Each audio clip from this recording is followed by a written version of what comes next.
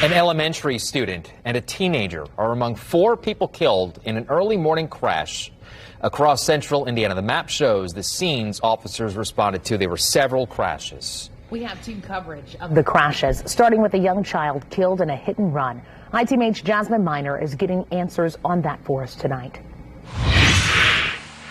Well, good evening, guys. The family tells me 7-year-old Savion Sanford was one of the sweetest souls, very well-mannered, loved to play sports, and that is echoed in this community. Just take a look at this. In the last couple of hours, this memorial has been put up balloons, teddy bears, candles, and I've got to tell you, it's been mostly kids who have been bringing a lot of this stuff that you see here. I spoke to one boy who says he was in Savion's 2nd grade class. He said a lot of the kids went to school crying this morning. It's been very devastating for them. He said they were very close friends, loved to play basketball together. And this is coming as family members tell me they just want you to remember Savion's smile as they demand justice. His smile was everything, and he loved everybody. He wanted to help everybody. A whole bus stop full of kids, like, traumatized for the rest of their life. Sierra Compton says she's Savion Sanford's cousin, and this is him and his mom, Caprice. Sierra says he was waiting for the school bus with other kids, all who watched him get hit, not by just one, but 2 cars. He was hit twice. He was hit twice. Police say it happened around 7:30 Friday morning. They say he was first struck by a light-colored sedan that fled the scene, and then again by a second car that they believe caused his death.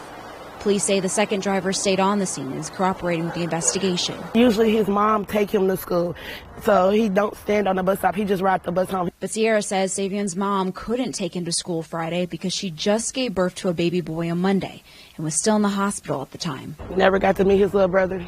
Only got to see him on a video phone call. Now she says all they can do is wait for the police to finish their investigation and hope that anyone involved comes forward. We just hanging on. We got faith in God, and we just want justice.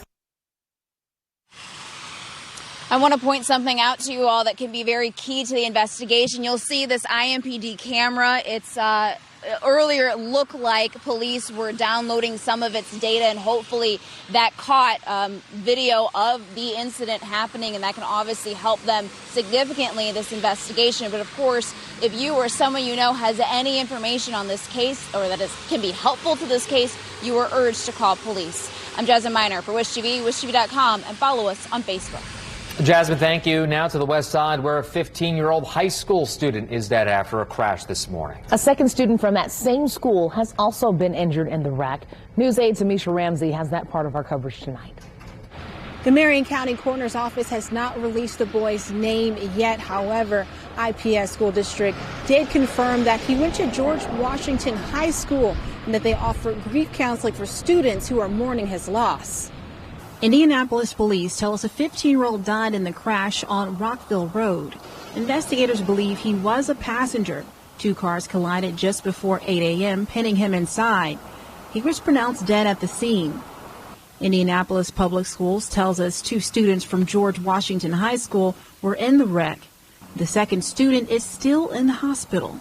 IPS told News 8 it is hoping for a full recovery for the student, and a crisis counseling team from the district is working with students, staff, and family at the school. Indianapolis police have not confirmed what happened leading up to the accident. Hearts are certainly heavy today as IMPD continues to investigate this fatal accident. We'll update you with new developments. Reporting in Indianapolis, Amisha Ramsey, Wish TV, wishtv.com, and follow us on Facebook. Amisha, thank you. One person is dead after a crash in Carmel. We first told you about this on Daybreak this morning. It happened in the southbound lanes of Keystone Avenue near 96th Street just before 7. Police tell us that a truck loaded with gravel left the roadway and crashed into a large tree. The driver, 51-year-old Paul Powell, was pronounced dead at the scene. The passenger sustained minor injuries and was taken to a local hospital.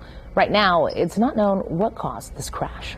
And just before 8:30 this morning on the southeast side, a woman was struck on East Troy Avenue near I-74 and 465. 59-year-old Carol Miller was pronounced dead at the scene. Authorities say investigators believe that this was a hit-and-run crash around 1 o'clock this morning. A man was hit at the intersection of Troy Avenue and Bradenburg Drive. Authorities say the man was taken to a local hospital in critical condition. IMPD says investigators believe this also was a hit and run.